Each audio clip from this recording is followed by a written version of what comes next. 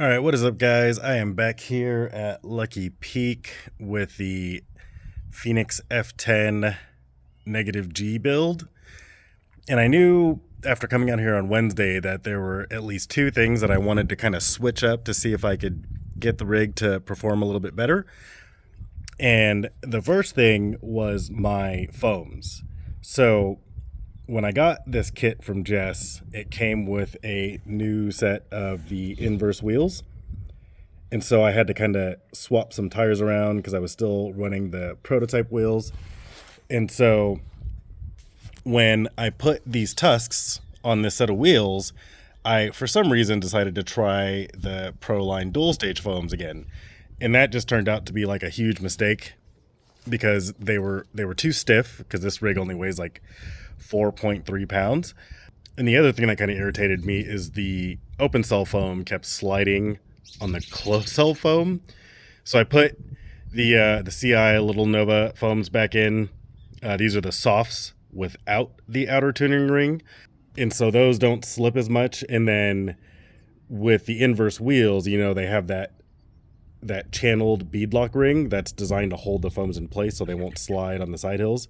But they're just a lot softer for, you know, these lighter rigs. So you can see, like, if we look down here, you can see there's like a good bit of squish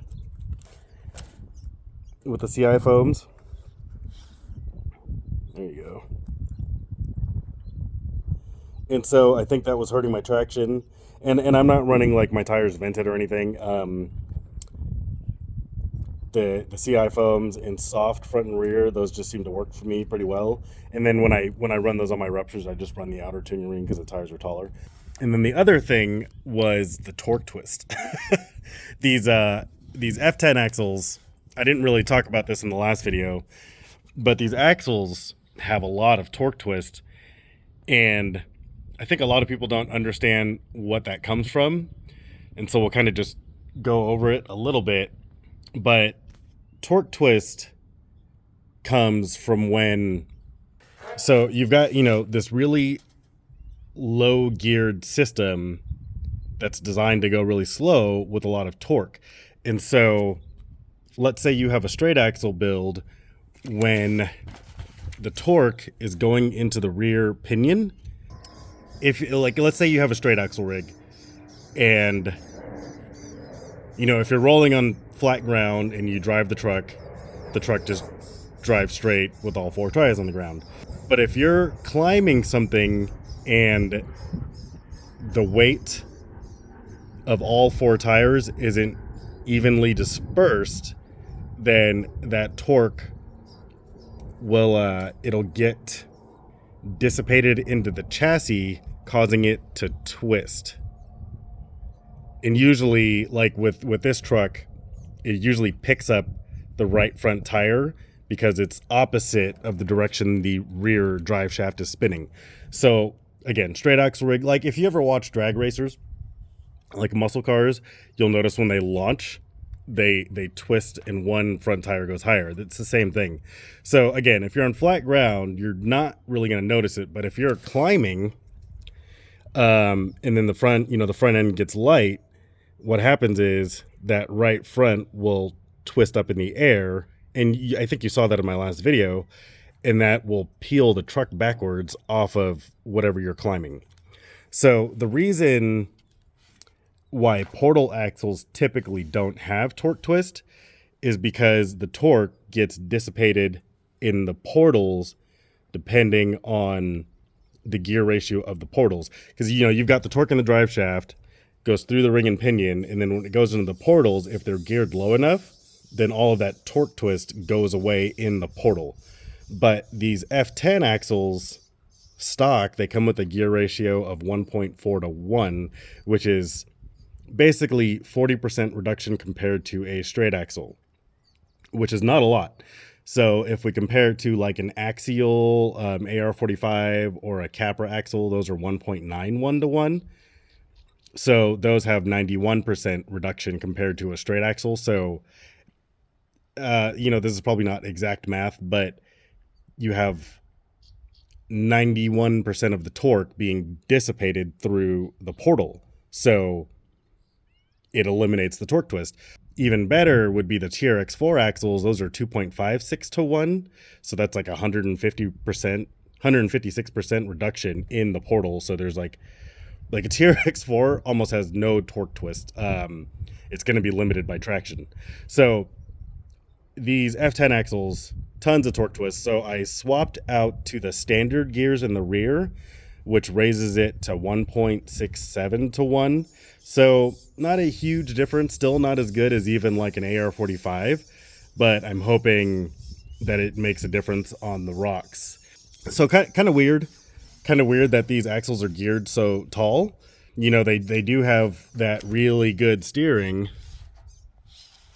when you shave the nubs off, but the fact that they're geared so tall is a hindrance. It's also kind of the reason, well, I mean, not for these axles in specific, but that's why you don't see any negative G rigs that are designed around straight axles, because straight axles have all of that torque twist, which just makes them not perform really well. That's why you won't see us running any straight axles. But anyway, so we've got the softer foams, the Crawler Innovations foams, and we've got the standard gears in the rear, and that's also going to add overdrive, underdrive, overdrive. I don't know what percentage, but we'll get out on the rocks and see if any of that helps. All right, here we go. All right, guys, we're going to start with this Capra line here. I couldn't do this one the other day. We'll see if the softer foams or the underdrive gears help at all.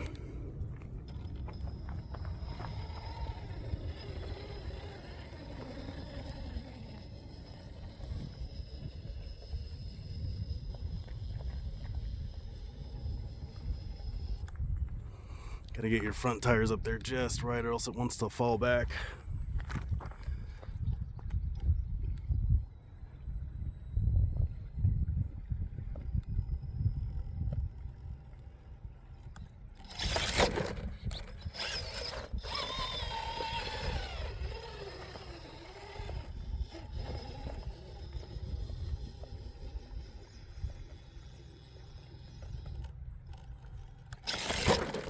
Come on.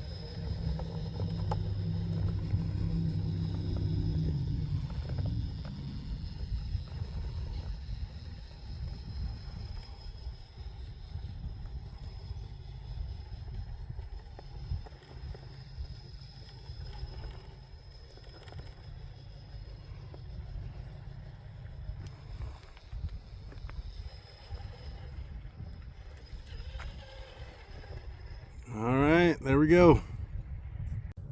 All right, guys, we've got this little wall climb here. I did do this one the other day, but I was kind of spinning my tires. It took a while to get up there, so we'll see if the foams and the gearing help with that at all.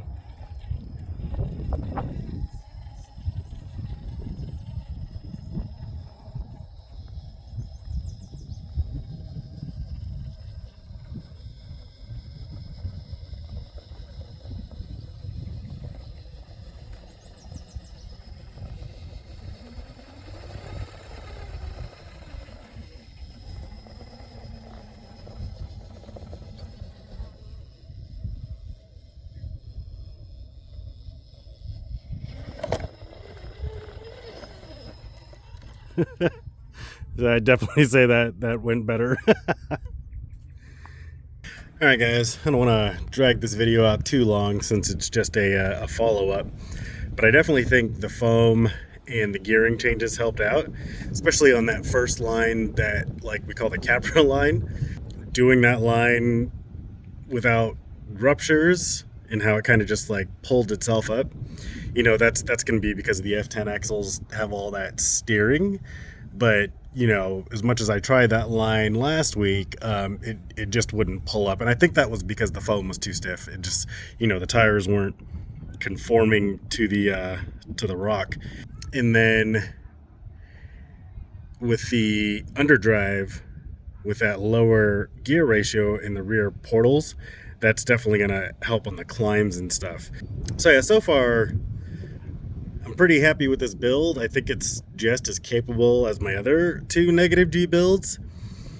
And it's interesting because I don't have any brass on the front, and I don't think I need it. I mean, it can climb pretty much all of our regular hard lines. So it's, you know, it's making me wonder if, like, you even really need brass. I don't know the weight distribution of this build, and honestly it doesn't really matter because, again, I haven't come across a line out here that I haven't been able to do. Like, I might go home and try taking the brass off of my TCV1 and just kind of see how it handles that, because I've always run with the brass, because you always kind of like assume that you need to, but now it's got me wondering if you do need to.